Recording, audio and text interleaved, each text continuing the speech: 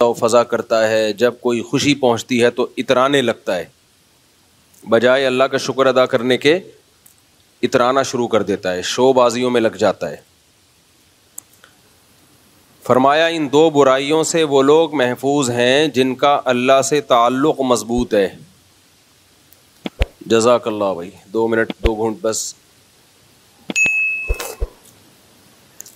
ابھی تھوڑا صحیح ہوئی ہے چائے، تھوڑا سا پیتے رہیں گے آرام، لائن پہ رہیے گا آپ لوگ۔ ان برائیوں سے وہ لوگ محفوظ ہیں جن کا اللہ سے تعلق بہت مضبوط ہے، اور اللہ سے مضبوط تعلق کی علامت کیا ہے؟ الا المصلین، نماز کی بہت سخت پابندی۔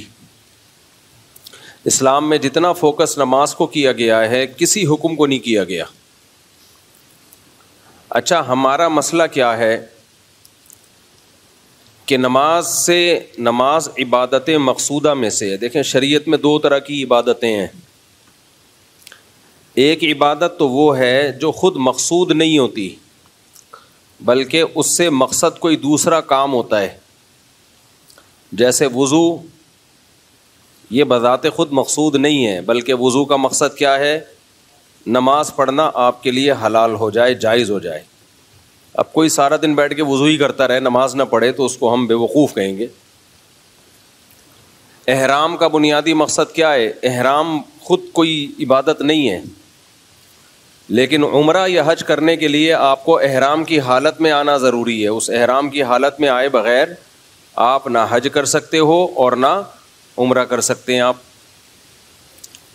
اس لیے ان کو شرط کہا جاتا ہے۔ شرط کہتے ہیں کسی بھی چیز کا خارج وہ اس کے اندر نہ ہو۔ نماز کے ارکان کیا ہیں؟ قیام ہے، رکوع ہے، سجدہ ہے، تلاوت کرنا۔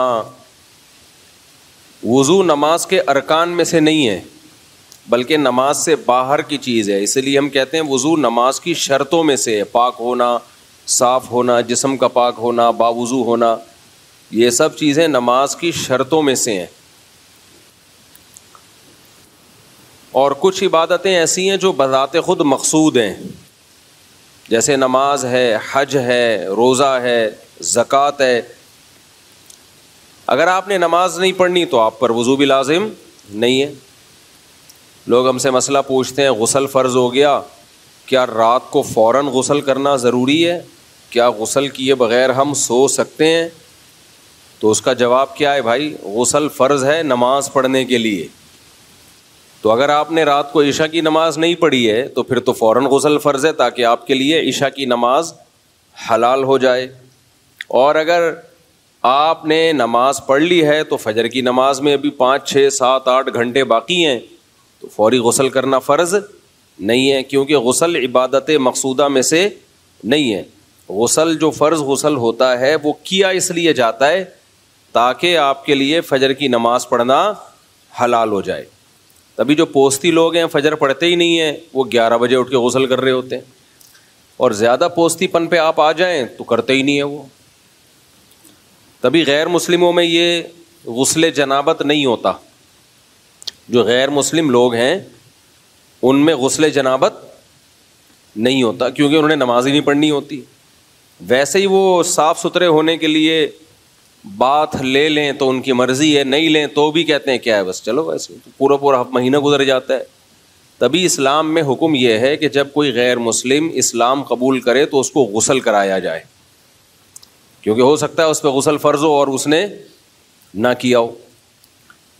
تو غسل ہو گیا، وضو ہو گیا، ان کی فرضیت کیوں ہے؟ تاکہ آپ کے لیے عبادت جو نماز ہے وہ آپ ادائیگی کر سکیں۔ تو اب اس کو سمجھیں کہ عبادت مقصودہ بہر صورت کرنی ہی کرنی ہے۔ جہاد کس میں داخل ہے؟ عبادت مقصودہ میں ہے یا غیر مقصودہ میں؟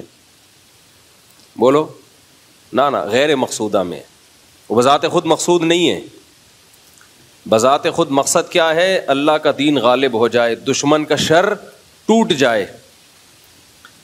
تو اگر دشمن کا شر ویسے ہی ٹوٹ گیا، صلح ہو گئی اور دشمن نے ہتھیار ڈال دیے، تو شریعت بلا وجہ لڑائی کا حکم نہیں دیتی، بلکہ جہاد کے بارے میں جب ہم اصول فقہ کی کتابیں پڑھتے ہیں تو اس میں لکھا ہوا ہے کہ جہاد بذات خود، یعنی اول نظر میں دیکھا جائے، اول نظر میں، میرے اتنے سے بیان کو کلپ کاٹ کے نہ کوئی بنا دے، اتنی سی بات کو نہ چلا دیتے ہیں لوگ، پوری بات نہیں کر رہے ہوتے.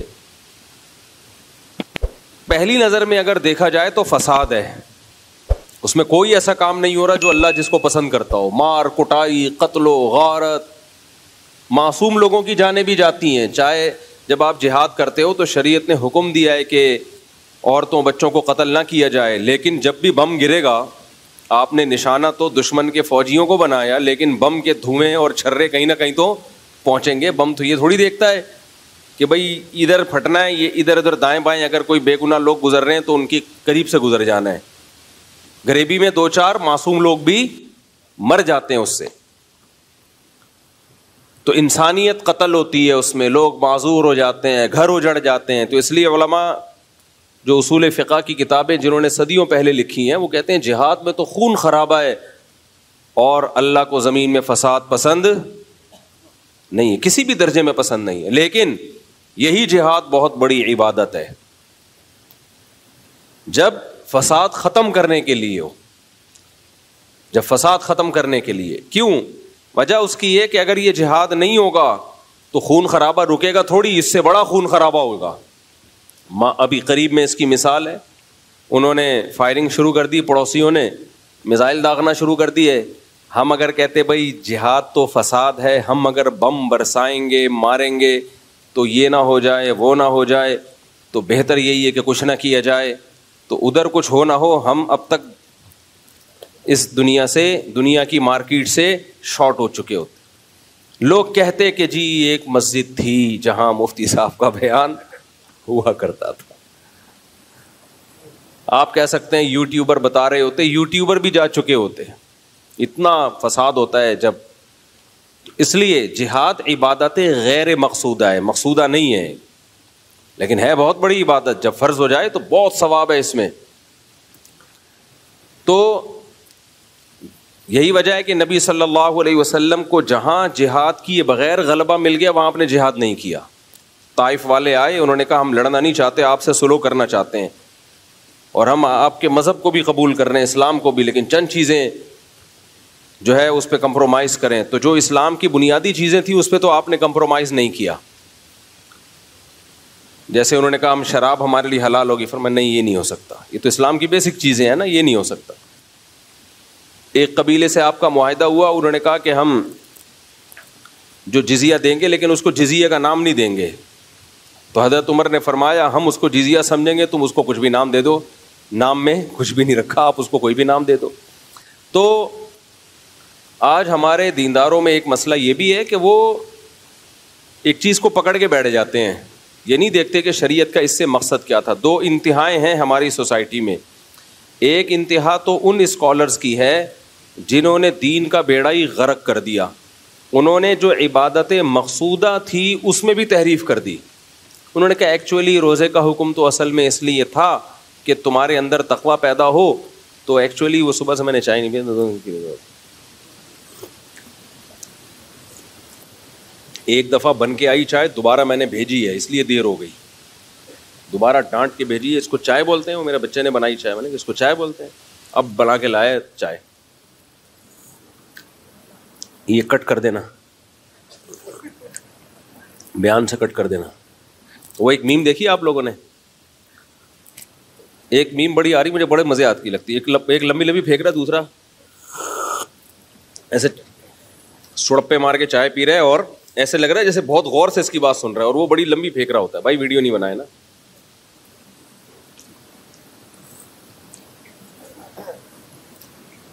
بس جزاک. تو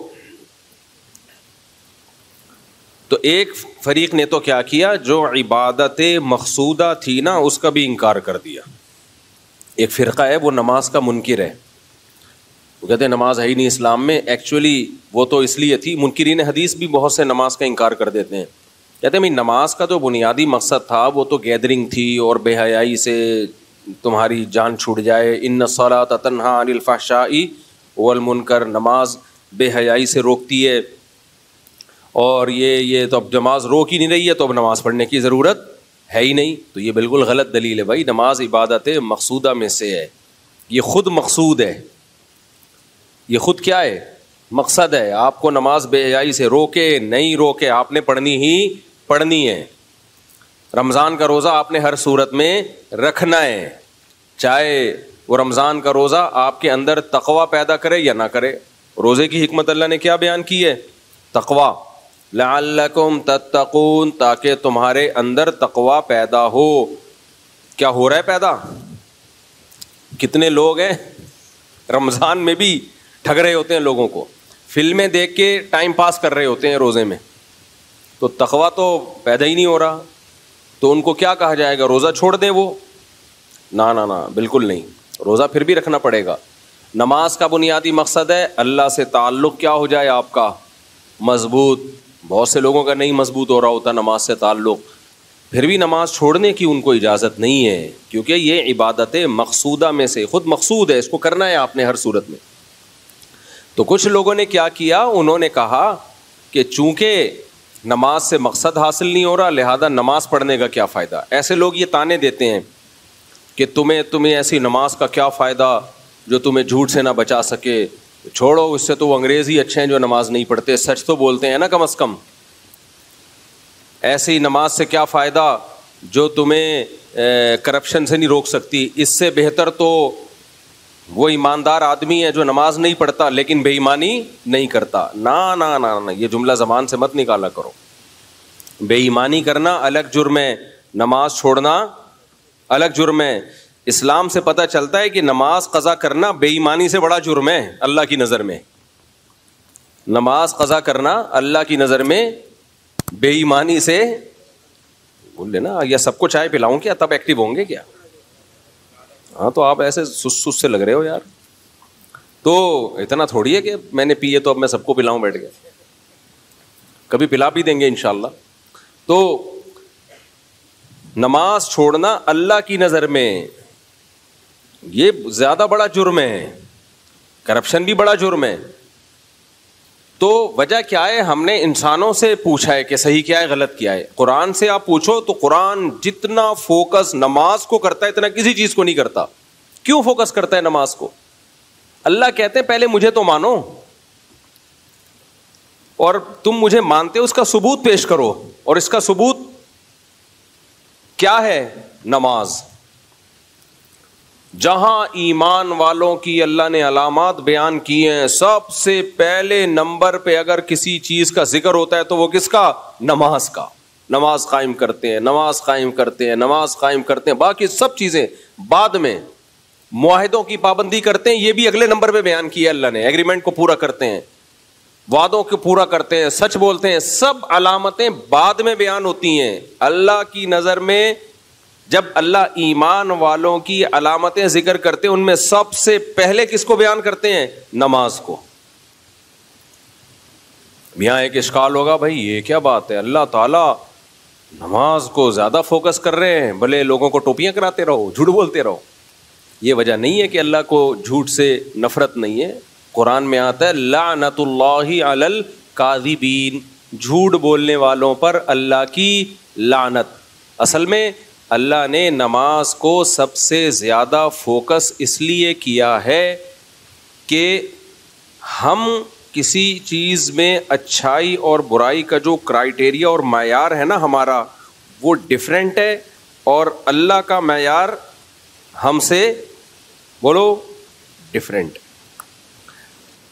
جیسے کوئی بھی شخص بات کر رہا ہوں نا, ہم کہتے ہیں یار اس میں میرا جو کیا ہے وہ اوپینین ہے نا وہ تھوڑا سا ڈفرینٹ ہے, میں ذرا ڈفرینٹ اینگل سے دیکھتا ہوں,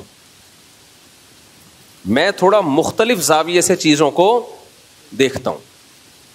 مجھے آج پتہ چلا کامران مسیح تو پائلٹ ہی نہیں ہے. اگرچہ بیان سے ہٹ کے ایک بات ہے, آج پتہ چلا کامران مسیح تو, میں تو جانے والا تھا اس کے گھر. آپ کو حیرانگی ہو رہی ہے؟ وہ تو نیویگیٹر ہے ایئر فورس میں, اچھی بات ہے, یعنی چلو ایئر فورس میں کوئی نہ کوئی اس کی خدمات ہیں, لیکن وہ تو پائلٹ ہی نہیں ہے. اچھا مجھے یہ اس لیے پائلٹ ہی نہیں ہے بھائی وہ, نہ جہاز کا پائلٹ ہی نہیں ہے. اچھا آدمی ہے, ہمیں کو اس سے وہ نہیں, چلو ایئر فورس میں ہونا بھی ہمارے لیے فخر کی بات ہے, ایئر فورس میں ہے, بس اتنا بھی کافی ہے.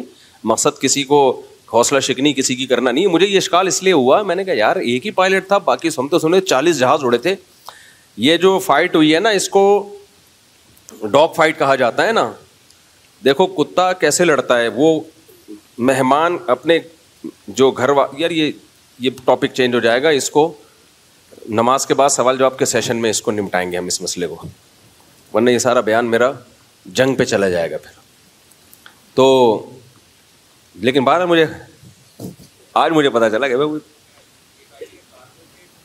نہیں, میں نے جو رپورٹیں طلب کی ہیں وہ بالکل, تو میں یوٹیوب کی رپورٹ نہیں پیش کر رہا, میرے پاس بھی 2 رپورٹیں ہیں. بیویاں 4 ہیں لیکن رپورٹیں 2 ہیں. تو اچھا خیر, یہ تو پھر ٹاپک چلتا رہے گا زندگی بھر. ابھی تو میں یہ عرض کر رہا تھا کہ ہم جب دیکھتے ہیں کسی چیز کی اچھائی اور برائی کو تو ایک ڈفرینٹ اینگل سے دیکھتے ہیں. اللہ میاں جو دیکھتے ہیں وہ ڈفرینٹ اینگل سے, بلکہ ہر شخص کا اینگل کسی کو دیکھنے کا دوسرے سے ڈفرینٹ ہی ہوتا ہے. کبھی بھی ایسا نہیں ہوتا کہ ہر شخص کے پاس ایک ہی ترازو ہو لوگوں کو ناپنے کا اور لوگوں کو تولنے کا.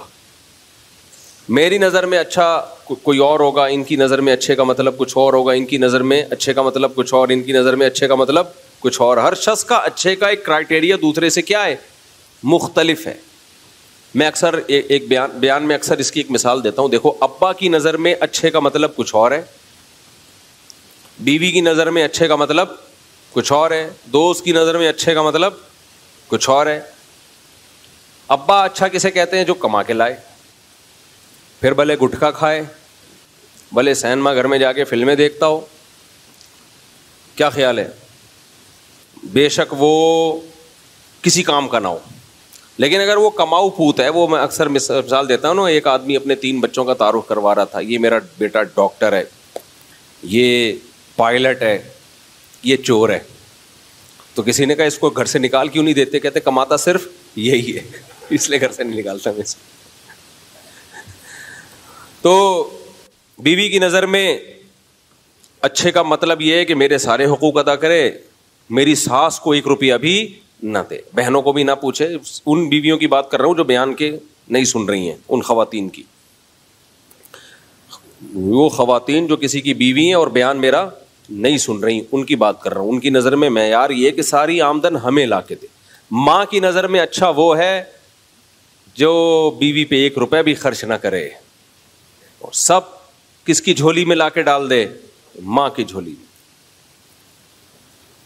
بیگم کو بالکل لفٹ نہ کرائے. تو ہر شخص کا اپنا ایک معیار ہے نا.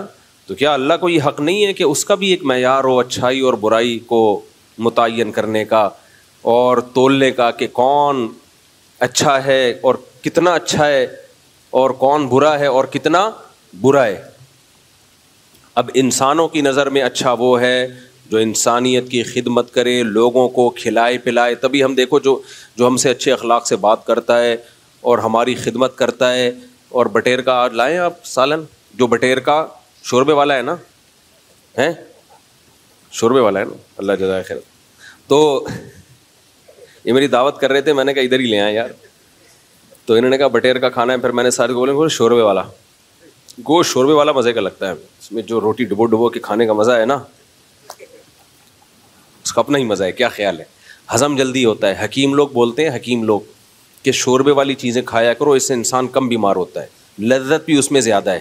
جو فاسٹ فوڈ آ گیا نا ہمارے یہاں, اب وہ کیٹو ڈائٹ پر ہو ایک الگ بات ہے. وہ ڈاکٹروں نے آج کل ایک کیٹو ڈائٹ لائی ہوئے ہیں کہ وہ صرف پروٹین لو. ہم تو نارمل لوگ ہیں بھائی, ہم نارمل خوراک کھانے والے لوگ ہیں. تو آج کل ڈاکٹروں نے کیٹو ڈائٹ کے نام سے ایک ڈائٹ پلان دیا ہوا ہے لوگوں کو, کہ بالکل کارب کو آپ تقریباً 0 کر دیں اور خالی گوشت موش کھایا کریں. کھائیں آپ, ڈاکٹروں کی آپ عمل کریں. ہم تو جو صدیوں سے باپ دادا کھاتے آ رہے ہیں, اللہ کا شکر ہے, ہم وہی اچھا لگتا ہے. اور ہمارا جو کلچر ہے نا بر صغیر کا, وہ شوربے والی چیزیں کھانے کا ہے. انگریزوں میں شوربے والی چیزوں کا کوئی تصور ہی نہیں ہے. امریکن کو دیکھ لو, چائنیز کو دیکھ لو, جیپنیز, شوربہ کھاتے ہی نہیں ہیں. ان کو کبھی نہاری میں روٹی ڈبو کے کھلاؤ, جو ہضم بھی آسانی سے ہوتا ہے وہ کھانا, باڈی کو لگتا بھی ہے, مزہ بھی آتا ہے, پھر مزے کی نیند بھی آتی ہے. اور حکیموں کے بقول بیمار بھی کم ہوتا ہے آدمی. اب ڈاکٹر اس رائے سے اتفاق کرے نہ کرے مجھے نہیں پتا, لیکن میرا تجربہ بھی ہے. تو اس لیے شوربے والی چیزیں میری رائے ہے. باقی ڈاکٹروں سے پوچھ لو کیا کھانا ہے کیا نہیں کھانا. خیر, تو انگریزوں نے جو ہے نا یہ فاسٹ فوڈ, یہ جو چکن, بوائل چکن اور برگر چکن اور یہ سب چیزیں گوروں نے لگایا ہے. آپ گوروں کو شوربے والی چیزیں خود کھلاؤ تو دیکھو وہ اس پہ سیٹ ہو جائیں گے. کیونکہ سرید نبی صلی اللہ علیہ وسلم کی سنت ہے. گوشت کے شوربے میں روٹیاں ڈبو دی جاتی تھیں, وہ جو اچھی طرح اس کو پی لیتی پھر اس کو کھایا جاتا تھا. تو زود ہضم بھی ہے, آسانی سے ہضم بھی ہوتا ہے وہ, اور مزہ آتا ہے اس کو کھانے میں, باڈی کو لگتا بھی ہے وہ. البتہ گندم کی روٹی کے بجائے آج کل کیونکہ گندم میں کارب بہت زیادہ ہے, تو گندم کی روٹی کے بجائے جو یا دوسری ملٹی گرین ٹائپ کی چیزیں وہ والا آٹا ہو تو زیادہ اچھا ہے. خیر, تو ہمیں تو بھائی وہ ہمارا کرائٹیریا کیا ہے, ہمیں وہ اچھا لگے گا جو ہمیں شوربے والا بٹیر کھلا رہا ہوں. صحیح ہے نا, شوربے والا بٹیر کھلا رہا ہوں تو میں تو اس کی تعریف کروں گا, کتنے اچھے آدمی ہیں بھائی. اور اب کیا یہ اب سارا ہی بتانا شروع کر دوں, لوگ بولیں گے سارے جو ہے نا یہ اسی چکر میں مولوی صاحب کے لوگ ان کو یہ کھلایا کریں. تو اس لیے مزید مثالیں میں نہیں دیتا کہ دمبے کی چربی اور پھر اس میں پراٹھا بنا ہوا ہو صبح ناشتے میں, اور زیادہ ہو جائے گا پھر نا. اچھا خیر, آئل کم ہو شوربے والے, اس میں آئل سے مزہ خراب ہوتا ہے. میں آپ کو بتاؤں, شوربے جو گوشت, آلو گوشت کا جو شوربہ ہے نا, تازہ گائے کا گوشت ہو, آلو ہو اور شوربہ ہو, مزہ نہ آئے پیسے واپس. خیر, تو انسان کا معیار کیا ہے بھائی؟ انسان کا معیار یہ ہے کہ جو انسانیت کی خدمت کرے ہمیں وہ سب سے زیادہ اچھا لگتا ہے. بھئی یہ بیوہ عورتوں کی مدد کرتا ہے, یہ یتیموں کی مدد کرتا ہے. قرآن نے بھی تعریفیں کی ایسے لوگوں کی, لیکن سب سے اچھا یہ ہے نا نا نا نا, اللہ کہتے ہیں سب سے اچھا یہ نہیں ہے. برا کون ہے ہماری نظر میں؟ ہماری نظر میں سب سے برا وہ ہے جو لوگوں سے جھوٹ بولے. یقیناً بہت برا ہے. قرآن کہہ رہے لعنت اللہ علی الکاذبین, جھوٹوں پر اللہ کی لعنت. ہماری نظر میں سب سے برا وہ ہے جو انسانوں کا قتل کرے. یقیناً بہت بڑا جرم ہے قتل کرنا, لیکن کیا سب سے بڑا جرم ہے؟ اللہ کہتے ہیں نہیں, سب سے بڑا نہیں. ہماری نظر میں سب سے بڑا جرم انسانیت کو قتل کرنا ہے یا نہیں ہے؟ اسلام کہتا ہے بہت بڑا جرم ہے یہ, سب سے بڑا نہیں ہے. تو اللہ سے اگر ہم پوچھتے ہیں نا سب سے بڑا جرم, تو اللہ کہتے ہیں ان الشرک لظلم عظیم. اللہ سب سے پہلے جب کسی کو تولتا ہے نا کہ یہ اچھا ہے یا برا, تو اللہ کہتے ہیں سب سے پہلا معیار یہ ہے کہ یہ مجھے مانتا ہے اور میری توحید کا اقرار کرتا ہے یا نہیں کرتا. یہ اللہ کا معیار ہے. اب آپ کو اس سے, آپ کا نقطۂ نظر اس سے ہٹ کر ہو یا اس کے موافق ہو, اللہ پر اس سے کوئی فرق بولو نہیں پڑتا. آپ اگر کہتے ہو میری یہ سمجھ میں نہیں آتا کہ کیوں بھائی ایک آدمی نے 10 انسانوں کو قتل کر دیا, وہ لیکن وہ توحید پرست تھا, وہ مسلمان تھا, وہ اگرچہ جہنم میں جائے گا, بہت لمبی سزا ملے گی اس کو, لیکن بالآخر جنت سے نکل جائے گا. لیکن ایک آدمی نے ساری زندگی انسانیت کی خدمت کی, لیکن وہ مشرک ہے, اللہ کے ساتھ دوسرے جھوٹے خداؤں کو شریک کرتا ہے, تو وہ کبھی بھی جہنم سے نہیں نکلے گا. ہمیں اس پر اشکال ہو سکتا ہے, آپ کو اشکال ہو سکتا ہے, غیر مسلم کو اشکال ہو سکتا ہے. تو اللہ جواب میں کیا کہے گا؟ بھائی تمہارا اشکال اپنی جگہ, جنت بھی میں نے بنائی, جہنم بھی میں نے بنائی, لیکن میں تمہارے جذبات سے متاثر نہیں ہوں. تو اسلام پتہ ہے ہمیں کیا کہتا ہے؟ ہمارا قبلہ درست کرتا ہے کہ اچھائی اور برائی کا معیار تم خود متعین مت کرو. اچھے اور برے, کون سی برائی کس درجے کی ہے, کون سی اچھائی کس درجے کی ہے, یہ کون متعین کرے گا؟ یہ میں بتاؤں گا. مشرکین مکہ کیا کرتے تھے؟ صحابہ کرام کو انہوں نے مکہ سے نکال دیا, اور مکہ سے در بدر کر دیا. اس کے بعد صحابہ کرام کو پھر جب جہاد کا, پھر ان پہ حملے بھی کرتے تھے صحابہ کرام, جہاد کرتے, لڑائی کرتے اپنے آپ کو. شروع میں تو دفاعی لڑائیاں ہوئی ہیں. تو مشرکین مکہ کہتے دیکھو, حج تو ابراہیم علیہ السلام کے دور سے ہو رہا ہے نا, مشرکین مکہ کہتے دیکھو ہم کتنے نیک ہیں, ہم مسجد حرام کی تعمیر کرتے ہیں, حاجیوں کو ہم پانی پلاتے ہیں, اللہ کے گھر کے ہم رکھوالے ہیں, تم تو مدینہ میں رہتے ہو اور لڑائی کے علاوہ تمہارا کوئی کام ہے نہیں. تو اس پہ قرآن کی آیت نازل ہوئی, اجعلتم سقایۃ الحاج وعمارۃ المسجد الحرام کمن آمن باللہ والیوم الآخر وجاہد فی سبیل اللہ. اللہ کہتے ہیں تم مسجد حرام میں کی تعمیر, اللہ کے گھر کی تعمیر اور حاجیوں کو پانی پلانا, یہ بھی نیکی ہے یقیناً. کیا یہ نیکی اس شخص کے برابر ہو سکتی ہے جو اللہ پر ایمان لایا اور اللہ کی راہ میں اللہ کے دین کے لیے لڑ رہا ہے, وہ جو جان دے رہا ہے. یعنی اللہ نے بتا دیا کہ مسجد حرام کی تعمیر کو ترازو کے ایک پلڑے میں رکھا جائے, یقیناً بہت بڑی نیکی, لیکن اللہ کے دین کی سربلندی کے لیے, مظلوموں کے دفاع کے لیے جو جان دے رہا ہے, لڑ رہا ہے, اس کا ایک جہاد دوسرے پلڑے میں رکھا جائے, تو یہ والا پلڑا جو ہے اللہ کی راہ میں لڑنے والی نیکی کا پلڑا بہت زیادہ جھک جائے گا. تو مشرکین اپنے پوائنٹ آف ویو سے, اپنے اینگل سے دیکھ رہے تھے اور اللہ ان کو اپنے اینگل سے دکھا رہا تھا. سمجھ میں نہیں آ رہی میرا خیال ہے بات, میرا خیال ہے نہیں آ رہی سمجھ. تو ہمارے ساتھ پتہ ہے مسئلہ کیا ہے, کچھ چیزوں کو ہم گوروں کے اینگل سے دیکھ رہے ہوتے ہیں, مغربی تہذیب, کچھ چیزوں کو ہم اسلام کے اینگل سے دیکھ رہے ہوتے ہیں, پھر اسلام کے اینگل میں بھی کچھ کو اہل حدیث کے اینگل سے دیکھ رہے ہوتے ہیں, کچھ کو دیوبندیوں کے اینگل سے دیکھ رہے ہوتے ہیں, کچھ کو بریلویوں کے اینگل سے دیکھ رہے ہوتے ہیں. اب مثال کے طور پر ربیع الاول میں بتیاں نہیں لگائیں تو وہ عاشق رسول نہیں ہے, اس میں ہم اس کو دیکھ رہے ہیں بریلویوں کے اینگل سے, اور عاشق رسول نہیں ہے, ایک نمبر کا فراڈی ہے. کچھ کو دیوبندیوں کے اینگل سے دیکھ رہے ہیں, کچھ کو اہل حدیثوں کے اینگل سے دیکھ رہے ہیں, رفع الیدین نہیں کرتا کسی کام کا, اب وہ کتنا ہی نیک کیوں نہ ہو, ابے یہ تو حنفی ہے, یہ تو کسی کام کا ہے ہی نہیں. اور اگر رفع الیدین کرتا ہو تو پھر وہ دیوبندی اس کو دوسرے اینگل سے دیکھ رہا ہے, یہ تو یعنی مجتہد بنا ہوا ہے, کسی بجائے کسی مجتہد کو فالو کرنے کے یہ کیا کر رہا ہے, یہ خود مجتہد بنا ہوا ہے. تو وہ بڑی لمبی لمبی بحثیں ہوتی ہیں. تو ہمارا جو معیار ہے نا بھائی, اس کو سائڈ پہ رکھ دو. اس کو کہاں رکھ دو؟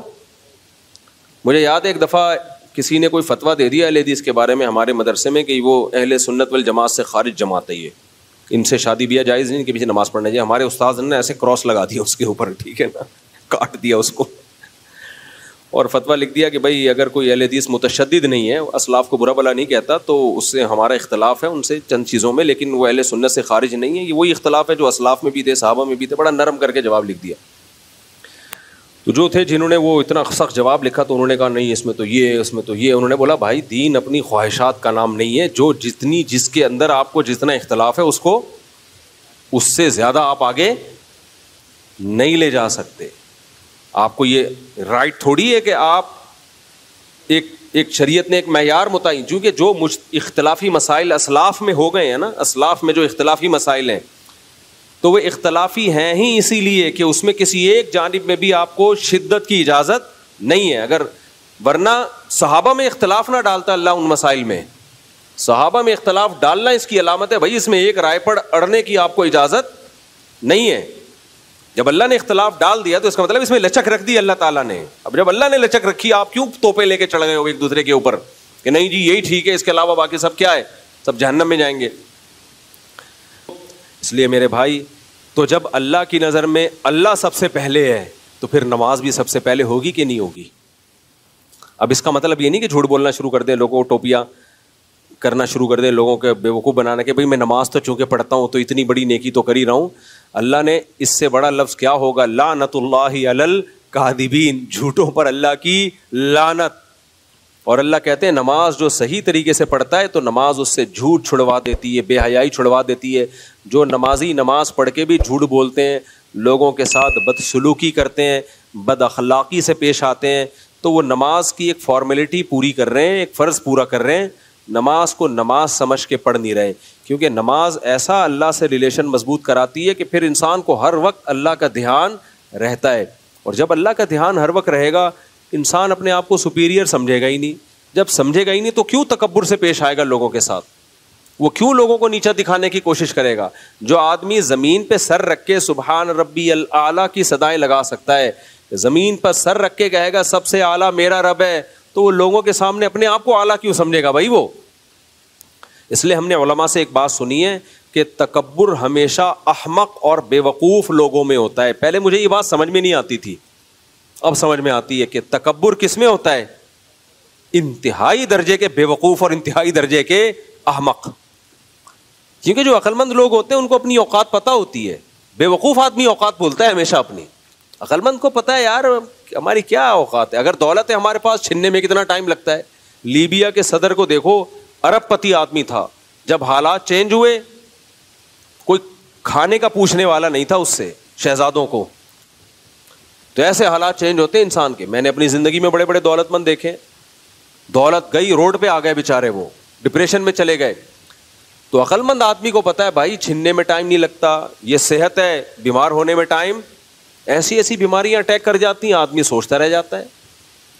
تو جب ہر وقت خطرات اتنے منڈلا رہے ہیں تو پھر اترانا, دولت پہ فخر کرنا, صحت پہ فخر کرنا, شادیوں پہ فخر کرنا, یہ سب بچکانا باتیں. یہ تو میں آپ کو ویسے ہی موٹیویٹ کرنے کے لیے 19-20 کی باتیں کر رہا ہوتا ہوں. تو لیکن کوئی چیز فخر کرنے کے قابل نہیں ہے بھائی. حضرت حکیم الامہ مولانا شرف علی تھانوی رحمہ اللہ نے اس کی بڑی پیاری مثال دی ہے. انہوں نے فرمایا دیکھو کوئی ایک آفیسر بیٹھا ہوا ہو اور ماتحتوں کے سامنے بڑی شو مار رہا ہو, اور میں یہ ہوں. بڑا آفیسر آتا ہے تو اس کی اپنی حیثیت 2 ٹکے کی نہیں رہتی, یہ خود یس سر جی سر جی سر. ان کی مثال کو میں اپنے الفاظ میں بیان کر رہا ہوں. یہ خود کیا شروع کر دیتا ہے, یس سر جی سر, یس سر جی سر. اب بڑے آفیسر کے سامنے یہ پھوپھا نہیں ظاہر کرتا ہے, یہ تمہاری ایسی کی تیسی, وہ بھائی وہ بڑے آ گئے, وہ اب ہمارے باپ ہیں. وہ کون ہیں, اب ان کی طرف توجہ کرو. تو فرمایا کہ ایمان والے کو ہر وقت احساس رہتا ہے کہ بھائی سپیریئر کون ہے, اللہ.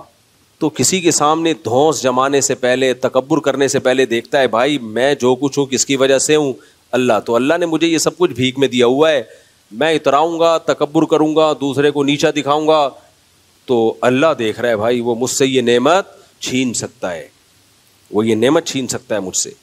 تو اس لیے میرے بھائی اللہ تعالیٰ نے سب سے زیادہ قرآن میں جس چیز پہ زور دیا ہے وہ ہے نماز. اور نماز کا بنیادی مقصد اللہ سے ریلیشن کیا ہو جائے, مضبوط. تو یہ ریلیشن قائم ہوئے بغیر کام نہیں چلے گا. میرے اکثر بیانات نظریات کی اصلاح پہ ہوتے ہیں, کانسیپٹ کلیئر کرنے پر ہوتے ہیں.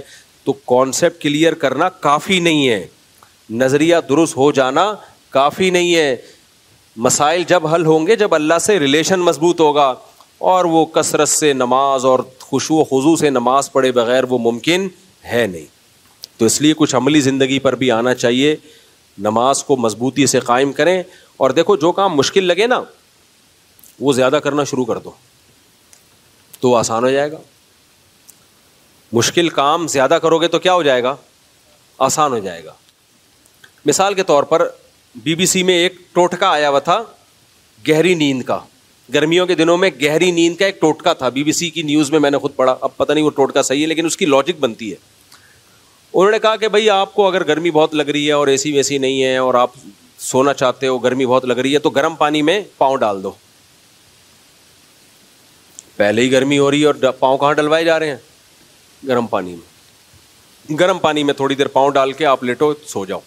وجہ کیا ہے کہ وہ جو آپ کو کمرے کا ٹیمپریچر ہے نا وہ ٹھنڈا لگنے لگے گا, رہنے دو, کیونکہ آپ اس سے زیادہ گرمی ہو گئی نا, صحیح ہے نا, اس سے زیادہ گرمی ہو گئی, لہذا کمرے کا ٹیمپریچر آپ کو کیا لگے گا, نارمل لگنا شروع ہو جائے گا. یہ ایک اصول ہے. بڑی ٹینشن اٹھا لو گے تو چھوٹی ٹینشن کیا لگے گی. تبھی میں کہتا ہوں 2-3 شادیاں جو کرتے ہیں نا یہ ٹینشنیں ان کو مذاق لگتی ہیں, کیا مذاق کر رہی ہے, کوئی اور بات. اللہ بچائے ہم کو چھوٹی بڑی ہر طرح کی ٹینشن سے. لیکن ایک مثال دے رہا ہوں میں, کہتے یہ کیا ہے, یہ کوئی جھگڑا ہے. میرے پاس لوگ فیملی کے جھگڑے لے کے آتے ہیں, میرا بیوی سے یہ پھڈا ہو گیا, اس کو پھڈا کہہ رہے ہیں یار, تو یہ تو ہمارے یہاں روز ہو رہے ہوتے ہیں چھوٹے موٹے, یہ تو پھڈوں کے ساشے ہیں, اس کو پھڈا تھوڑی کہتے ہیں. پھڈا تو وہ ہوتا ہے ہاتھ پاؤں توڑو, سالے تمہارے منہ توڑ دیں اور تم سالوں کا منہ توڑ دو, بتی سی باہر نکال دی, اس کو کیا کہتے ہیں. یہ جو تم لے کر آئے ہو نا میری بیوی نے یوں, یہ کیا بچوں والے پھڈے لے کر آیا وہ تو. خیر, تو اللہ بچائے بھائی ہر طرح کے پھڈوں سے. ایسا نہ کوئی سالے والے سے منہ توڑوا کے بیٹھ جائیں, یا آپ کسی سالے کا منہ توڑ دیں. اللہ ہم سب کے منہوں کو بچا کے رکھے.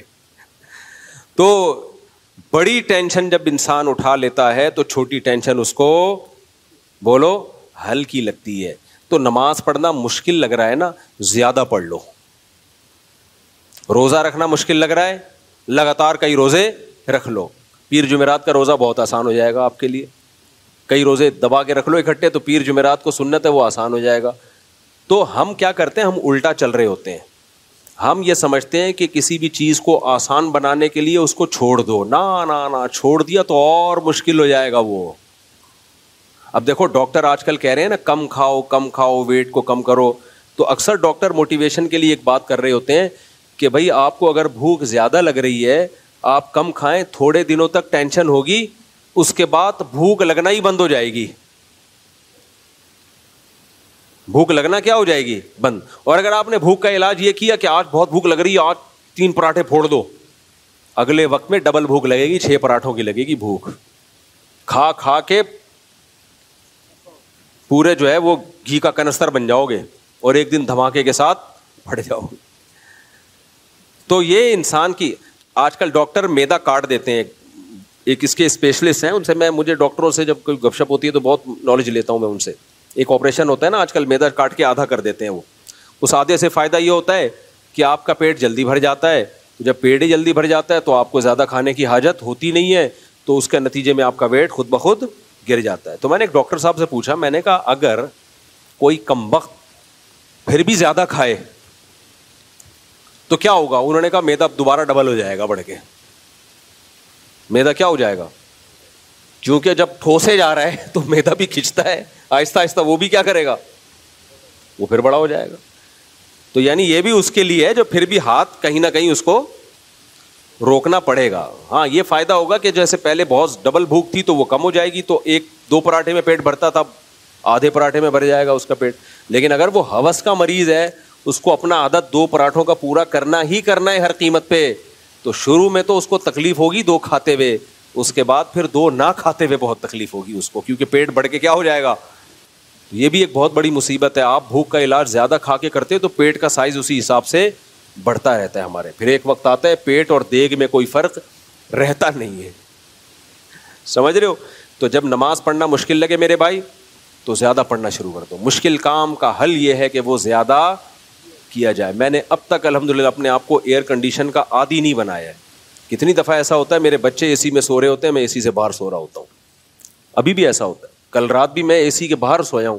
بچہ ڈرامے میں وہ بات یہ کہی ہے کہ اللہ نے مرد کو اپنی فطرت پہ پیدا کیا ہے, اور جیسے اللہ شرکت برداشت نہیں کرتا ایسے مرد بھی شرکت برداشت نہیں کرتا. میں نے وہ ڈرامہ نہیں دیکھا, وہ کلپ نہیں دیکھا, پوری بات تو آدمی جب تک وہ پورا کلپ نہ دیکھے کر نہیں سکتا. لیکن اگر صرف اتنی بات ہے کہ اتنی بات کسی نے کہی ہے کہ اللہ نے مرد کو اپنی فطرت پہ پیدا کیا ہے, تو محض اتنی بات پہ گستاخی کے فتوے لگانا ٹھیک نہیں ہے. کسی کے کلام کا صحیح مطلب بھی نکلتا ہو, غلط بھی نکلتا ہو, تو شریعت میں حکم ہے کہ صحیح مطلب پہ لے کے جاؤ اس کو. ہم جان بوجھ کر غلط کیوں لے کے جا رہے ہیں؟ تو یہاں فطرت جو ہے نا, کسی کی جو ذاتی صفت ہوتی ہے اس کو بھی فطرت کہا جاتا ہے. کہتے ہیں اس سے تو بائی نیچر ایسا ہے. تو اللہ کی فطرت ہے وہ شرکت برداشت نہیں کرتا, یعنی اس کی ذاتی صفت ہے. اور یہ جو کہا کہ مرد کو اپنی فطرت پہ پیدا کیا تو گویا مرد کو اللہ کے ساتھ شریک کر دیا. بھائی آگے مثال سے بات بتائی جا رہی ہے کہ ہر وصف میں شرکت مراد نہیں ہے, صرف اس میں اللہ کے ساتھ تشبیہ دی جا رہی ہے کہ جیسے اللہ تعالیٰ میں غیرت بہت ہے, وہ سب کچھ نافرمانی برداشت کر لیتا ہے, شرکت برداشت نہیں کرتا, تو مرد بھی بیوی کی بد زبانی نافرمانی یہ برداشت کر لیتا ہے. کسی دوسرے سے وہ اس کا ایسا ریلیشن جیسے شوہر سے ہوتا ہے یہ مرد برداشت نہیں کرتا. اس میں کوئی اتنی بڑی خرابی نہیں ہے کہ فوراً فتوے ٹھوکنا شروع کر دیں, ہم لوگ فتوے لگانا شروع کر دیں. باقی اور کوئی بے احتیاطی والا کلام کیا ہے تو میں اس سے بری ہوں, مجھے معلوم نہیں ہے. میں تو صرف, ہمیں کسی اداکار کی حمایت تھوڑی کرنی ہے, ہمیں تو اصول اور ضابطے بیان کرنے کہ اگر صرف اتنی بات ہے تو یہ گستاخی کی بات نہیں ہے. حدیث میں آتا ہے تخلقوا باخلاق اللہ، اللہ کے اخلاق اختیار کرو. تو حالانکہ اخلاق اللہ کے اخلاق تو خلق کی جمع ہے. خلق تو جس طبیعت پہ انسان پیدا ہوا، اللہ پیدا تھوڑی ہوئے ہیں. تو اگر آپ غلط گھسیٹنا چاہیں کسی کی بات کو تو گھسیٹتے چلے جائیں، 10 چیزیں نکال لیں گے. صحیح بات بھی کوئی کر رہا ہوگا نا، اس کو بھی غلط لے جا سکتے ہو. تو اخلاق کا مطلب کیا ہے کہ اللہ تعالیٰ جواد ہے، کریم ہے، معاف کرنے والا. تو یہ صفات اپناؤ. حدیث میں آتا ہے ان اللہ جمیل یحب الجمال، اللہ جمیل ہے تو تمہیں بھی جمیل دیکھنا چاہتا ہے. تو کیا مطلب؟ آپ نے اللہ کو بھی جمیل کہہ دیا، مخلوق کو بھی جمیل بننے کی ترغیب دی. کیا مخلوق اللہ جیسا بن سکتی ہے؟ بھائی صفت جمال میں بتایا جا رہا ہے کہ تھوڑی سی آواز آہستہ کریں. صفت جمال میں بتایا جا رہا ہے کہ اللہ جیسا بنو. اور جمال کی صفت میں بھی اتنی صفت نہیں آئے گی جتنی اللہ میں ہے. اللہ کے جمال کی تو کوئی انتہا ہے ہی نہیں. تو یہاں بھی اللہ جب شرکت برداشت نہیں کرتا، وہ غیرت تو بہت اعلیٰ درجے کی ہے، مخلوق اس کے برابر نہیں پہنچ سکتی. تو غیرت میں تشبیہ دی جا رہی ہے، اور وہ تشبیہ بھی صرف غیرت میں دی جا رہی ہے، غیرت کی کوانٹٹی یا کوالٹی میں نہیں دی جا رہی ہے. میں مدرسے کے طلبہ کو یہ بات سمجھا رہا تھا کہ آج کل ہم الفاظ کو پکڑ کے فتویٰ بہت جلدی لگا دیتے ہیں. تو طلبہ کہنے لگے اس طرح تو گستاخیاں پھیلیں گی. اس طرح کیا پھیلے گا؟ کوئی بھی اٹھ کے کچھ بھی بولے گا. تو میں نے کہا کوئی بھی اٹھ کے کچھ بھی بولنا یہ پابندی ہے نا، اسلام اس کو پسند نہیں کرتا نا، کوئی بھی اٹھ کے کچھ بھی بول دے. تو جب کوئی شخص ایسے الفاظ کہہ رہا ہے جس کا اچھا مطلب بھی برا مطلب بھی، تو کوئی بھی اٹھ کے کچھ بھی بول کے اس کو گستاخ کہہ دے، یہ بھی تو برا عمل ہے کہ نہیں ہے؟ ایسے تو کوئی بھی اٹھ کے کچھ کسی پہ بھی گستاخی کا فتویٰ بولو بھائی فوراً لگا دے گا.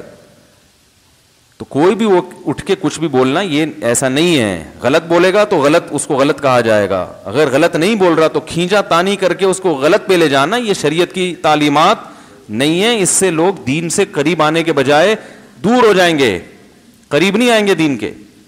اور دوسری بات یہ کہ بولنے والے کو بھی دیکھا جاتا ہے اس کی نیت کیا ہے. دیکھو یہودی رسول اللہ صلی اللہ علیہ وسلم کو کہتے تھے راعنا، آپ ہماری رعایت کریں. اب اس کلام کا ایک صحیح مطلب بھی ہے راعنا، ہماری رعایت کریں، لیکن وہ تھوڑا سا کھینچتے تھے اس کو. راعینا تھوڑا سا، راعی چرواہے کو کہتے ہیں، اس کا غلط مطلب بھی نکلتا تھا. یہودی یہ زو معنی بات اس لیے کرتے تھے، ڈبل میننگ بات، کہ ہم غلط مطلب لیں گے لیکن جب پکڑے جائیں گے تو ہم کہیں گے ہم تو رعایت کے معنی میں لے رہے تھے. تو قرآن نے اس پہ پابندی لگا دی کہ یہ لفظ بولنے کی اجازت نہیں ہے. تو ممکن ہے کوئی یہ دلیل کے طور پر میرے خلاف آیت پیش کرے. بات آ رہی ہے سمجھ میں کہ قرآن نے ایسے لفظ پر پابندی لگا دی جس میں ذرا سا احتمال تھا. تو اس معاملے میں بدگمانی والے پہلو کو ترجیح دے رہا ہے نا قرآن، غلط مطلب والے پہلو کو ترجیح دے رہا ہے. تو بھائی وہ ترجیح اس لیے دے رہا ہے کہ یہ الفاظ یہودی کہہ رہے تھے، یہودیوں سے خیر کی توقع نہیں تھی. وہ تو نبی پر ایمان رکھتے نہیں تھے، وہ تو مذاق اڑاتے تھے دن رات. تو ان کے لیے جو لفظ جب وہ کہیں گے تو پھر اس لفظ میں غلط معنی کا پہلو غالب ہے. اور اگر کوئی شخص یہ میسج دینا چاہ رہا ہے، دیکھو ڈراموں میں تو لبرلزم اتنا پھیلایا جاتا ہے، ڈراموں میں تو یہ چیزیں بتائی جاتی ہیں کہ بیوی کا اگر کسی سے غلط تعلق ہو کوئی بات نہیں، معاف کر دینا چاہیے، براڈ مائنڈیڈ، ہم کوئی دقیانوس تھوڑی ہیں. اگر کسی ڈرامے میں یہ میسج دیا جا رہا ہے کہ مرد یہ چیز برداشت نہیں کرتا، تو یہ تو عین شریعت کے مطابق ہے نا. تو اس اچھے میسج کو نہیں دیکھا جا رہا کہ کوئی، ویسے تو ڈرامے دیکھنا غلط ہے، کہیں آپ ڈرامے دیکھنا نہ شروع کر دیں، لیکن بعض دفعہ ڈرامہ غلط ہونے کے باوجود اس سے جو میسج جا رہا ہوتا ہے وہ میسج ٹھیک ہوتا ہے. تو میسج تو ٹھیک جا رہا ہے نا، یہ کہ غیرت کا ماحول کریٹ کیا جا رہا ہے جو کہ ڈراموں میں ہوتا نہیں ہے. تو اس پہلو کو ترجیح کوئی نہیں دے رہا کہ یار پہلی دفعہ کوئی ایسا ڈرامہ ہے جس میں یعنی یہ دکھایا جا رہا ہے کہ مرد بیوی کی کسی اور کے ساتھ شرکت برداشت نہیں کرتا. تو تھوڑا غیرت کو پروموٹ کی، پورا ڈرامہ ہو سکتا ہے پورے ڈرامے میں اس کی آخر میں وہی بے غیرتی پھیلائی جا رہی ہو. مجھے نہیں پتا، میں نہ اللہ کی قسم میں نے یہ ڈرامہ دیکھا ہے، لیکن میں تو اصول کی بات کرتا ہوں نا. اصول آپ کیسے جب تحقیق نہیں ہے تو باتیں کیوں کر رہے ہو؟ اس مسئلے کی تو تحقیق ہے نا. حقیقت کیا ہے جو لوگ بیان کر رہے ہیں؟ وہ میں بتا رہا ہوں کہ لوگوں سے ہم نے یہ سنا ہے کہ اس بات کو پکڑ رہے ہیں, تو صرف اتنی بات پکڑنے کے لائق نہیں ہے. اس ڈرامے میں اور اگر کوئی خرافات ہیں یا آخر میں آ کے غلط میسج دیا جا رہا ہے تو وہ ذمہ دار ہیں, اس کی میں کبھی بھی اس کی حمایت نہیں کر رہا.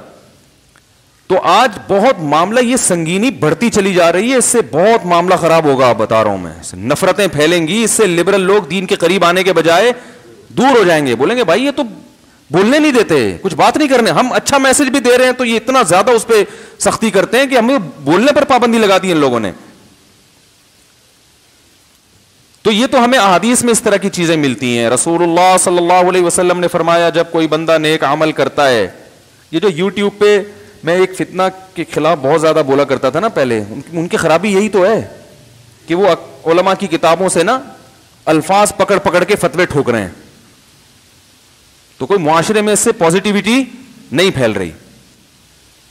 اب جس مسلک کے عالم کے خلاف فضول بکواسات کی, وہ مسلک والے اپنے عالم کا دفاع کر رہے ہیں. بھائی یہ چیز ہی غلط ہے. ایک عالم اگر عالم دین ہونا ثابت ہو گیا, نیک ہونا ثابت ہو گیا, تو اس کی الفاظ کا صحیح مطلب بھی نکلتا ہے, غلط تو کس پہ محمول کریں گے.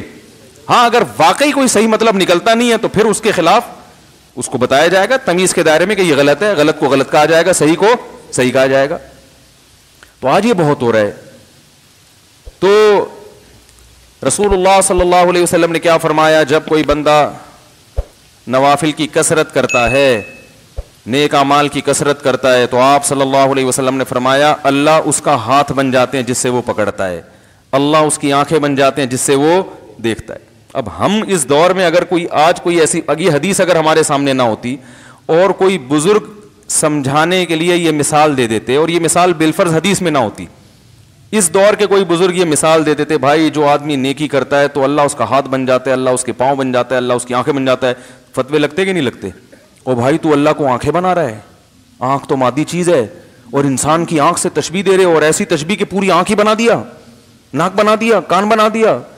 اور انسانوں میں تو چرسی بھی ہیں, ہیروئنچی بھی ہیں. چلو وہ نیک بن جائیں گے لیکن ماضی تو ان کا برا تھا نا.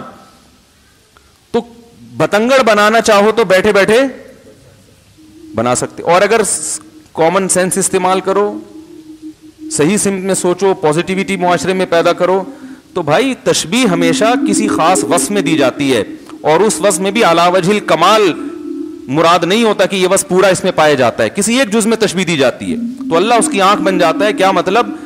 وہ اللہ کی مرضی کے خلاف دیکھتا نہیں ہے, وہ اللہ کی مرضی کے خلاف یعنی پورا کنٹرول اللہ کا آ جاتا ہے اس کے کان پر. تو میں طلبہ کو آج یہ بات سمجھا رہا تھا, تو طلبہ نے کہا کہ بھائی پھر سیدھا سیدھا یوں کہہ دیتے کہ اللہ نے مرد کو اپنی فطرت پہ پیدا کیا کہ بجائے اور آسان الفاظ استعمال کر کے یوں کہہ دیا جاتا کہ جیسے اللہ شرکت برداشت نہیں کرتا تو مرد بھی. تو میں نے کہا یہ ایسا ہی ہے کہ جیسے کوئی آدمی کہے زید شیر ہے, زید کوئی بہادر آدمی تھا تو آپ نے اس کو تشبیہ دی کس سے؟ شیر سے. آپ نے کہا زید تو شیر ہے.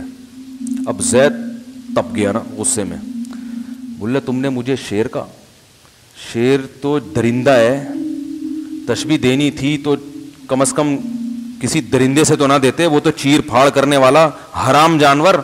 تشبیہ دینی تھی حلال جانور, تو حرام جانور ہے, چوہے بھی کھاتا ہے اور مردار بھی کھا جاتا ہے, اور اس کی تو دم بھی ہوتی ہے. اب آپ پریشان کہ یار یہ تو گستاخی ہو گئی ہے. تو آپ زید سے پوچھتے ہیں بھائی میں تو تعریف میں نے یہ الفاظ کہے ہیں کہ جیسے آپ میں بہادری ہے ایسے ہی جیسے شیر بہادر ہوتا ہے نا, شیر کا مطلب بہادر. تو زید کہہ رہا ہے بھائی پھر ایسا لفظ گول مول بولنے کی ضرورت کیا تھی جس میں گستاخی کا پہلو نکلتا ہے, تو سیدھا سیدھا یہی کیوں نہیں کہہ دیا کہ میں شیر کی طرح بہادر ہوں.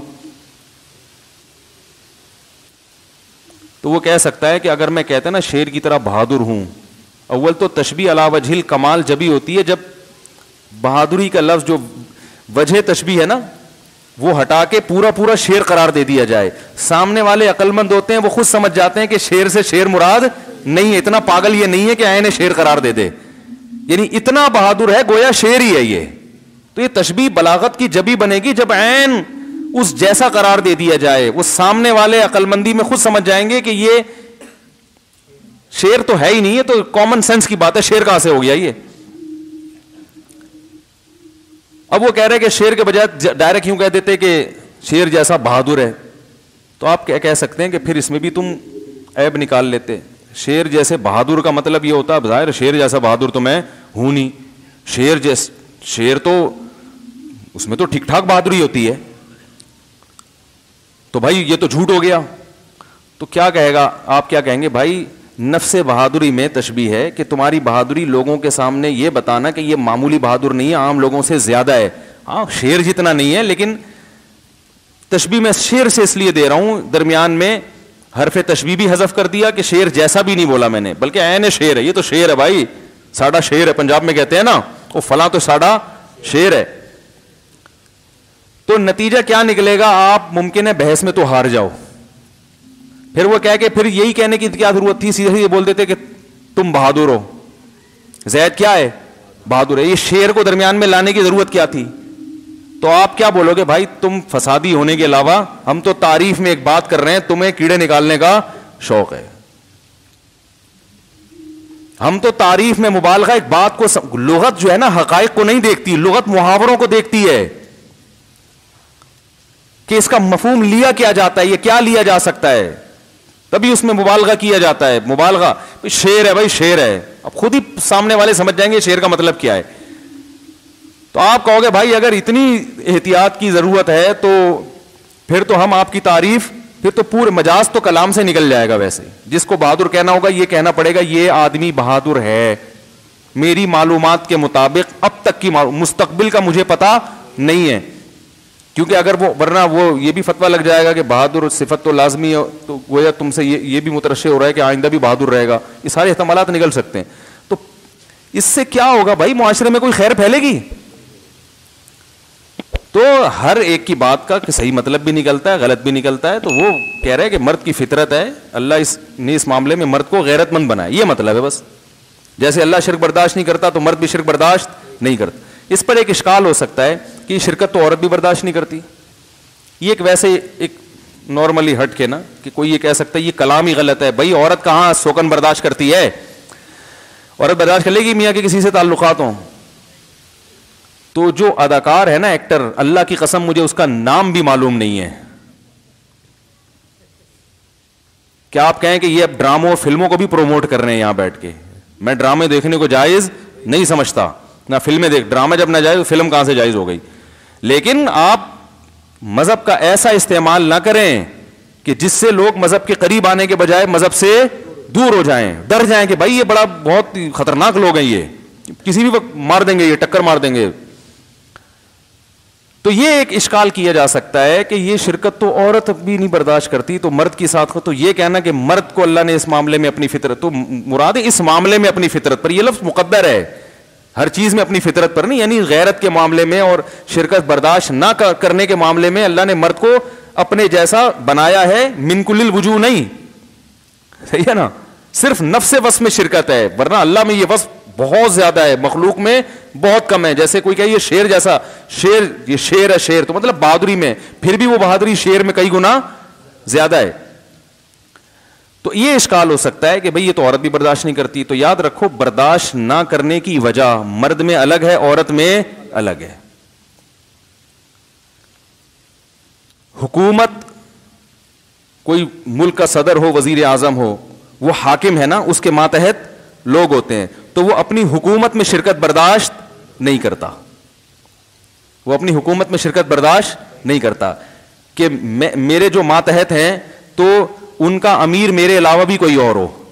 یہ حاکمیت والی جو شرکت ہے یہ اللہ کی شان ہے کہ اللہ کہتا ہے میں جب معبود ہوں, میں بادشاہ ہوں, میں حاکم ہوں, تو میں ہی ہوں سب کچھ تمہارا اکیلا.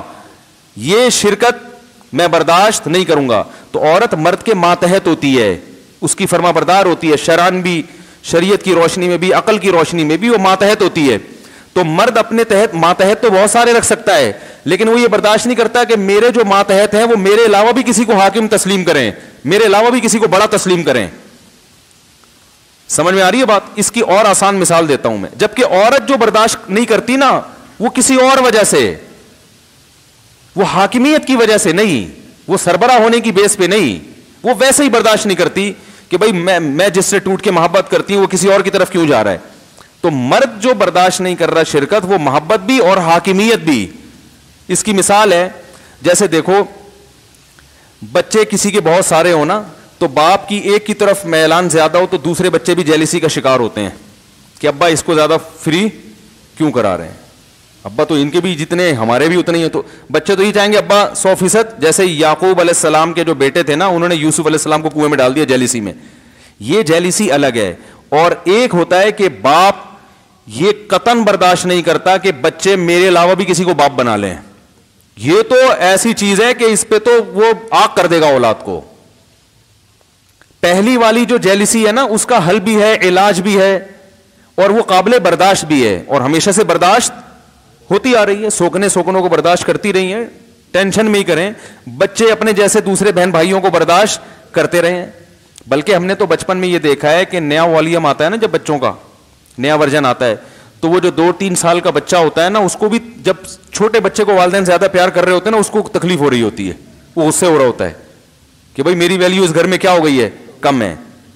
لیکن یہ قابل برداشت ہے, تبھی برداشت کر رہے ہیں نا. بہن بھائی پیدا ہوتے جاتے ہیں, وراثت میں شرکت بھی ہو رہی ہوتی ہے, تھوڑا بہت منہ بنانے والے منہ بناتے ہیں, لیکن بھائی کیا ہے, ابھی تو فطرت کا ایک حصہ ہے. ابا صرف میرے اکیلے کے تھوڑی, اور بہت سو کی بھی ابا ہیں. لیکن باپ یہ برداشت کر لے کہ میرے جیسا ایک اور ابا اس گھر میں آ جائے, وہ گھر میں تالا ڈال کے چلا جائے گا. تو عورت کا بھی سوکن برداشت کرنا یہ تکلیف ہوتی ہے, اس کو غیرت آتی ہے اس پہ. لیکن یہ غیرت اس نوعیت کی نہیں ہے. مرد جو ہے نا, وہ اپنی بیوی میں شرکت برداشت کر لے کہ میری بیوی جیسا اس کا میرے سے تعلق ہے, یہ والی محبت جو شوہروں کے ساتھ ہوتی ہے کسی اور کے ساتھ شیئر کرے, یہ قابل برداشت نہیں ہے. یہ اگر کوئی مرد برداشت کر لے تو وہ غیرت ہی نہیں ہے اس میں. سمجھ میں آ رہی ہے بات؟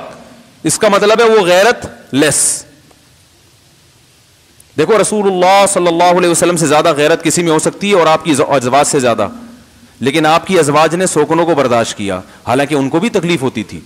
حضرت زینب نے حلوہ بنا کے بھیجا, حضرت عائشہ نے حلوہ توڑ دیا کہ میری باری میں دوسری بیوی مداخلت کیوں کر رہی ہے. آپ نے فرمایا غارت امکم, تمہاری ماں کو غیرت آ گئی. صحابہ سے فرمایا غیرت آئی کہ بھائی سوکن کی مداخلت برداشت, یہ بھی غیرت ہے نا, بھائی میرا میاں تو میرا ہی ہونا چاہیے, اور میری باری ہے تو دوسری کیوں اس میں مداخلت کر رہی ہے. لیکن اس کا تصور بھی یہ پھر بھی برداشت ہو گئی نا. حلوہ توڑ دیا, پلیٹ توڑ دیا, آپ نے اس کو بیٹھ کے جوڑ دیا, زمان ڈال دی امی عائشہ پر, یہ نارملی چل رہا ہے. یہ سب یہ قابل برداشت ہے, اور ہمیشہ سے اسلامی معاشرے میں برداشت ہوتا آ رہا ہے. لیکن یہ کہ اتنا زیادہ معاملہ خطرناک ہو جائے کہ ایک عورت کا ایک میاں ہو تو اس کے ساتھ وہ دوسرے کو بھی اپنے جو محبت شوہر سے کرتی ہے وہی محبت کسی اور کے ساتھ بھی شروع کر دے. تو یہ حاکم جو ہے نا, حاکم جب اپنے جیسا حاکم دیکھتا ہے تو پھر حاکم اسے قتل کرنے کی سوچتا ہے, اسے راستے سے ہٹانے کی سوچتا ہے, اور یہ بغاوت میں آتی ہے یہ چیز. دیکھو آپ کسی حکومت کے تحت رہتے ہو, آپ کا ایک بادشاہ ہے. سعودی عرب کی مثال لے لیں, رعایا ہے نا بہت ساری, ایک بادشاہ ہے. عرب ملکوں میں بادشاہت ہے نا, تو ایک بادشاہ ہے. اب اگر عوام میں کوئی اٹھ کے کہے محمد بن سلمان کو کہ جیسے آپ میرے بادشاہ ہیں تو وہ بھی میرا بادشاہ ہے, تو یہ محمد بن سلمان یہ برداشت کرے گا جملہ؟ وہ کہے گا بھائی اس کا علاج کیا ہے, یہ تو بغاوت میں آ رہا ہے. ایسا ہی ہوتا ہے نا, تو بغاوت کا کیس چل جاتا ہے. تو میں نہیں کہہ رہا بیوی کو بغاوت میں مار دیں آپ, لیکن بس تشبیہ دے رہا ہوں کہ یہ ناقابل برداشت ہے. سمجھنے کے نہیں سمجھ رہے. تو اسی وجہ سے مرد کو اللہ نے زیادہ شادیوں کی اجازت دی, عورت کو اجازت نہیں, کیونکہ مرد کیا ہوتا ہے, حاکم, امیر, سربراہ. حاکم کا مطلب یہ نہیں کہ عورت اس کی غلام ہے. حاکم کا مطلب جیسے ہم حکومت کے ماتحت ہیں نا, حکومت کے غلام تھوڑی ہم, عوام بادشاہ کی غلام تھوڑی ہوتی ہے, بادشاہ کی ماتحت ہوتی ہے. تو ایسے ہی عورت مرد کے ماتحت ہے. تو ماتحت کثرت سے ہو سکتے ہیں, سربراہ ایک ہی ہوتا ہے. نہیں یار یہ سمجھ میں تو رہنا, تو کرنا تم نے وہی ہے جو تمہاری سمجھ میں آ رہا ہے. میں صرف نظریے کانسیپٹ کلیئر کر رہا ہوں, میں آپ کو 4 شادیوں کی ترغیب نہیں دے رہا, کانسیپٹ کلیئر کر رہا ہوں. کیونکہ بہت سے لوگ یہ بھی اعتراض کرتے ہیں کہ عورت کو 4 شادیوں کی اجازت کیوں نہیں ہے, مرد کو کیوں اجازت ہے. بھائی عورت ماتحت ہے تو ماتحت تو زیادہ ہوں, یہ قابل فخر ہے. بھائی جس بادشاہ کے ماتحت زیادہ ہوں تو فخر کرے گا نا, لیکن آپ کے امیر زیادہ ہوں یہ قابل فخر نہیں ہے, یہ غیرت کے خلاف ہے. یہ غیرت کے خلاف ہے. آپ کے 2 بادشاہ ہیں تو لوگ کہیں گے نا ایک سے بھی ڈھنگ سے محبت نہیں کر سکتے. بادشاہوں والی محبت ایک کو دی جاتی ہے, سربراہ والی محبت ایک کو دی جاتی ہے, امیر ایک کو بنایا جاتا ہے, خدا ایک ہوتا ہے. صحیح ہے نا, معبود ایک ہے. اور اسی میں عورت کے لیے سکون بھی ہے. سکون عورت کا اس میں نہیں ہے کہ اس کے میاں ایک سے زیادہ ہوں, یہ سکون نہیں, بے سکونی ہے. کیونکہ سربراہ جب ایک ہوتا ہے نا تو پھر اس کو راضی کرنا آسان ہوتا ہے, محبت کرنا آسان ہوتا ہے. سربراہ جب ایک سے زیادہ ہوں تو یہ ذلت کی بات ہے, یہ عزت کی بات نہیں ہے کہ آپ پر کئی لوگ مسلط ہیں, یہ ذلت کی بات ہے. امیر ایک ہی ہوتا ہے, یہ عزت کی بات ہے. آپ اگر بتاؤ ہمارا ایک وزیر اعظم ہے, ہمارا ایک صدر ہے, ایک چیف آف آرمی اسٹاف ہے, یہ فخر ہے. اگر ہم کسی ملک میں جا کے کہ ہمارے تو 15 چیف آف آرمی اسٹاف ہیں, بولے گا بھائی تمہارا تو بیڑا غرق ہو گیا, تمہیں کیا پتا کہ کس کے حکم کو فالو کرنا ہے. کبھی اس کے تو عورت شوہر کے ماتحت ہے تو 2 میاں ہوں گے تو پس جائے گی بیچاری چکی میں. وہ کہے گا یہ کرو, وہ کہے گا یہ کرو, وہ کہے گا یہ کرو, وہ کہے گا امی کے یہاں نہیں جانا, وہ کہے گا امی کے یہاں جانا ہے, تو پاگل ہو جائے گی نا وہ. اسی وجہ سے حضرت حکیم الامہ مولانا شرف علی تھانوی رحمہ اللہ تعالیٰ نے لکھا ہے کہ جنت میں مرد کو حوریں تو زیادہ ملیں گی, عورتوں کو شوہر ایک ہی ملے گا جنت میں بھی. اب اس پہ بعض خواتین کہتے ہیں مردوں کے اتنے مزے, عورت کا ایک شوہر. تو بھائی جنت کیونکہ مزے اور عزت کی جگہ ہے نا, تو عورت کی عزت ایک شوہر میں ہی ہے. زیادہ ہوتے تو یہ ذلت ہوتی, تو یہ جنت نہیں, یہ تو جہنم بن جاتی اس کے لیے. اور مرد کے لیے فخر کیا ہے کہ اس کے ماتحت بولو بھائی زیادہ ہوں, تو جنت میں 70 حوریں دی جائیں گی, فخر کرے گا, جہنمیوں کو کہے گا ٹھیک ہے نا کہ دیکھو تم زنا کیا کرتے تھے, ہم نے حلال پر اکتفا کیا, نظر کی حفاظت کی, نماز کی پابندی کی, آج دیکھو کتنی بڑی تعداد اللہ نے بیویوں کی, سب ہماری ہیں, ساری اپنی ہیں, تو فخر ہے. اور عورت اس پہ فخر نہیں کرے گی کسی جہنمی خاتون سے کہ دیکھو تم برائی سے بچتی نہیں تھی اور برائیاں کرتی تھی تو تمہیں تو کچھ بھی نہیں ملا اور ہمیں 15 شوہر ملے ہیں یہاں پہ تو وہ جہنم والی بولے گی بھائی جہنم میں تو ہے صحیح ہے نا. تو یہ اسلام دین فطرت ہے, دین فطرت اللہ التی فطر الناس علیہا, یہ اللہ کی وہ فطرت ہے جس پر اللہ نے انسانوں کو پیدا کیا ہے. وہ میں بار بار وہ واقعہ ایسے موقع پہ سناتا ہوں, چھوڑو پھر رہنے دو, بھی پھر بہت زیادہ ہو جائیں گے تو وہ اصل ٹاپک سے ہم رہ جائیں گے. تو یہ بھی میرے بھائی اخلاق میں داخل ہے, خلق میں داخل ہے. کسی کی بات کو صحیح مطلب بھی نکل رہا ہے, غلط تو تمیز سے صحیح مطلب نکال لو, خاص طور پر اس صورت میں جب وہ میسج صحیح دے رہا ہو, جو میسج وہ ڈلیور کر رہا ہے وہ عین اسلام کے مطابق. غیرت کو پروموٹ کر رہا ہے, ڈرامے میں آگے غیرت کو پروموٹ, غیرت کی بات ہے یا نہیں, غیرت کو پروموٹ کر رہا ہے کہ بھائی یہ نہیں ہو سکتا.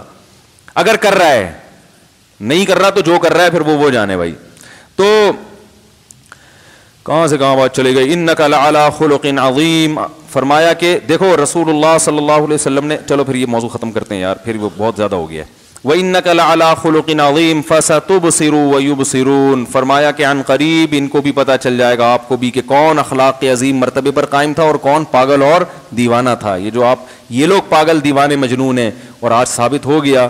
کوئی نام لیتا ہے ابو جہل کا, ابو لہب کا, ولید ابن مغیرہ, عتبہ ابن ولید, ان سرداروں کا جو یہ نبی کو تانے دیا کرتے تھے, سب کے قصے ختم. اب ہم ان کہتے ہیں بیوقوف تھے, سید الانبیاء کو انہوں نے دیکھا, ہم 1400 سال بعد بغیر دیکھے ایمان لا رہے ہیں. یہ دن رات کم بخت معجزے دیکھ رہے تھے اور اپنے سامنے پیغمبر کو انہوں نے دیکھا اور دیکھ رہے تھے کیسے اسلام دنیا میں غالب ہو رہا ہے, پھر بھی دنیا پرستی نے ان کو حق سے غافل کیا. تو اللہ فرماتے ہیں ان قریب پتہ چل جائے گا, اور الحمدللہ پتہ چل گیا.